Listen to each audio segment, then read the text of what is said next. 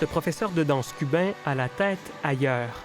Ma tête n'est pas là. Je suis avec ma mère au téléphone, avec ma soeur au téléphone. Alors que son spectacle de fin d'année arrive à grands pas, Julio Hong pense à son pays natal, Cuba, qui est secoué depuis quelques semaines par une nouvelle crise. Ça m'a fait vraiment la peine parce qu'en réalité, c'est le peuple cubain qui va souffrir de tout ça. En plus de la pénurie de pétrole et des nombreuses pannes d'électricité, plusieurs entreprises américaines ont cessé leurs activités en sol cubain.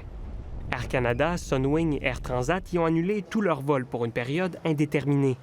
Et voilà que les paiements par carte de crédit Visa et Mastercard viennent tout juste d'être suspendus. Ce n'est que la dernière d'une série de stratégies que les États-Unis essaient de déployer pour, dans le fond, forcer un changement de régime à Cuba.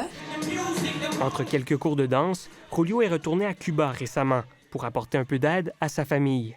J'ai dit, maman, à la place de t'envoyer l'argent, utilise la carte de crédit et moi je la paye ici. Mais non, on ne peut pas faire ça. Avec les nouvelles restrictions, envoyer de l'aide financière à ses proches devient tout un casse-tête. Ça va être très compliqué d'envoyer l'argent parce qu'avant, Western Union fonctionnait à Cuba, maintenant Western Union ne fonctionne pas. Alors, il y a des petites compagnies privées qui te chargent un 15 %. Plusieurs secteurs de la société cubaine sont touchés, selon un regroupement d'organismes.